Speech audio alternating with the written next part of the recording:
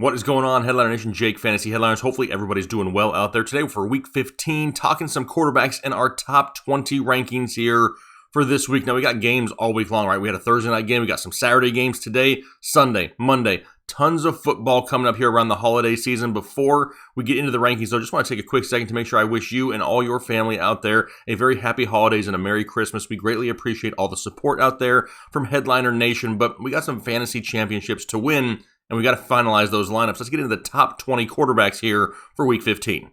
And at number 20, it's where I got Drew Brees, because I honestly don't really know what to expect from Drew Brees this week. I mean, the guy is coming off 11 fractured ribs and a punctured lung just a couple weeks ago. Taysom Hill was playing solid. The Saints were winning football games. Didn't look like Drew Brees was coming back anytime soon. And then all of a sudden, he's activated and starting this week in Week 15 fantasy football. I mean, listen, all it could take is one sack with a defensive lineman landing on Drew Brees, and we could be in for a world of hurt here. Plus, no Michael Thomas. A lot of risk involved with Drew Brees. That's why I got him dropped down to number 20. Number 19, Teddy Bridgewater, a matchup going up against the Packers. A Packers offense which is just rolling, right? Aaron Rodgers is going to go out there and put points on the board, which is going to force Teddy to throw for all four quarters. Gets DJ Moore back, has Curtis Samuel and Robbie Anderson. Plenty of weapons to give him a fairly safe floor here for Week 15. Got Teddy B at 19. 18 is Kirk Cousins. A difficult matchup going up against Chicago, but Kirk's floor is super safe right now. Why?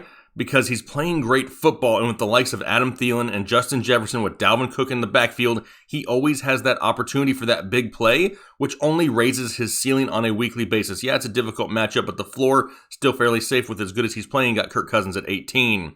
17, Baker Mayfield, the Bake Show, the Bake Sale, whatever it is you want to call him at this point, he's playing ridiculously great football in a Sunday night matchup going up against the New York Giants, a Giants defense which is fairly underrated, right? But right now, Baker is throwing the ball really well. We always talk about the rushing offense in Cleveland because we never had to really focus on the passing offense. Well, all of a sudden, that running game is opening up the passing game, and it's raising the floor on a weekly basis for Baker Mayfield. Got him right now, number 17.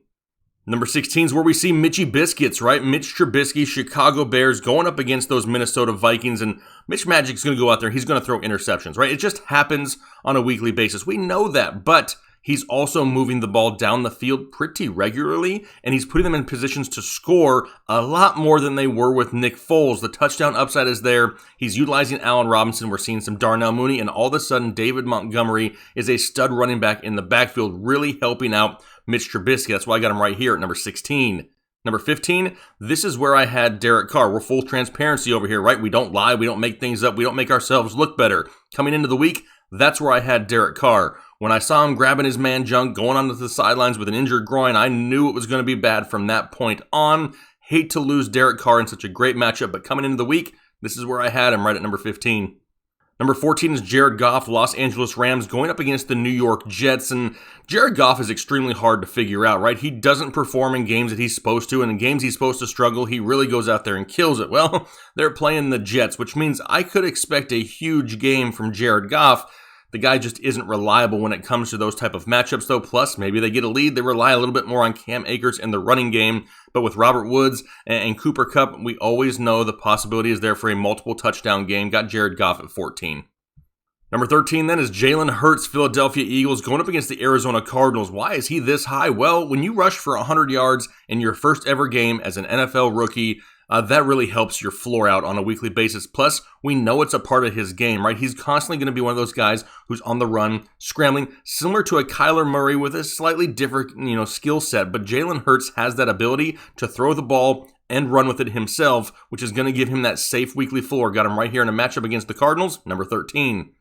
Number 12, Big Ben Roethlisberger, a great matchup, Monday Night Football, going up against the Cincinnati Bengals, a team in which he typically destroys, right? Plus, this offense kind of been sputtering a little bit. We need to get them back on track. Why not do it against the lowly Cincinnati Bengals? Look for Big Ben to be airing it out. Got him at number 12.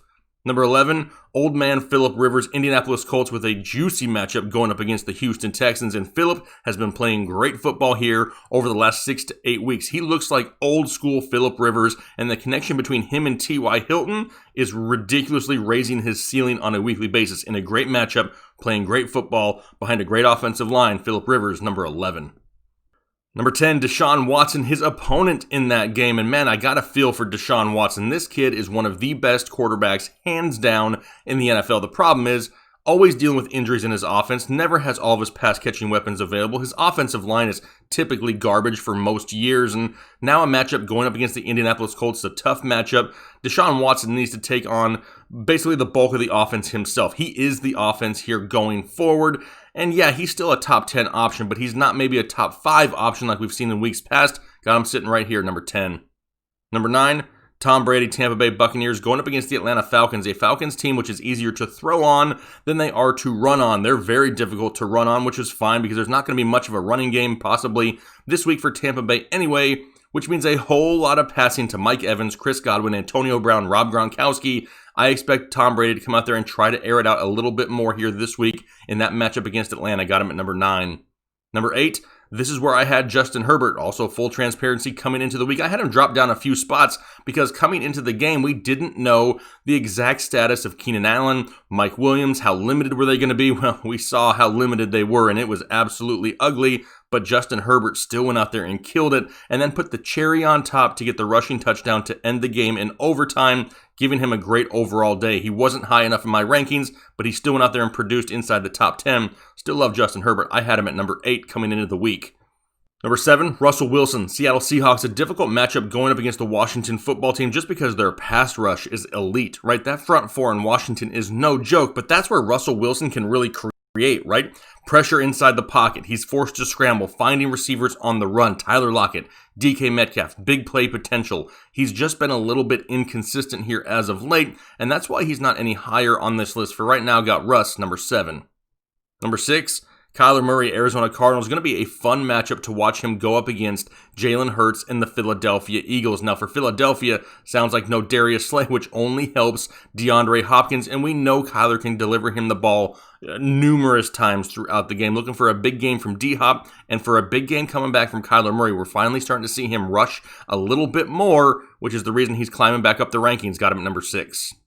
Number 5 is Ryan Tannehill, Tennessee Titans, going up against the lowly Detroit Lions. And Ryan Tannehill has been the model of consistency for the most part when it comes to fantasy football. He's going to score you right around 20 fantasy points a week with a higher ceiling of around 27 to 28 points. No, he's not going to be the guy to go out there and score you 40 or 50 like Mahomes or Aaron Rodgers or anybody else like that. However, the safe floor, which is a fairly high floor as of right now in the fantasy playoffs, is definitely something you want to have in your lineup. Got him at number 5. Number 4, Josh Allen, Buffalo Bills. An afternoon matchup here today, Saturday, going up against the Denver Broncos. Now, Josh Allen has been playing great football, MVP caliber football. The progression he's taken from 2019 to 2020 has been huge, and it's noticeable, right? People are starting to notice it on the big stage. Well, this kid is for real, and he's got weapons at his disposal on a weekly basis and a horrible run game, which means he's got to throw it and run it himself. Got Josh Allen at number 4.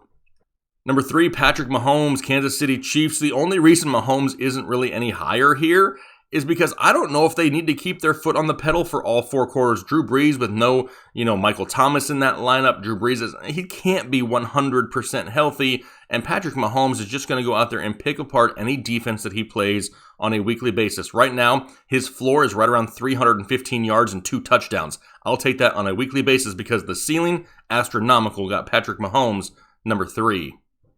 Number 2, Lamar Jackson this week. Why is Lamar creeped up so high? Well, he's finally running the football again. This is what fantasy owners have wanted for the last 14 weeks, but yet we've only gotten it for like the last 2. The guy is absolutely elite in fantasy football when he uses his feet. He just hasn't done it enough this year. Well, he's starting to do it at the right time, and he's getting a matchup against the Jacksonville Jaguars just in time for your fantasy playoffs. Got Lamar Jackson at quarterback 2 this week.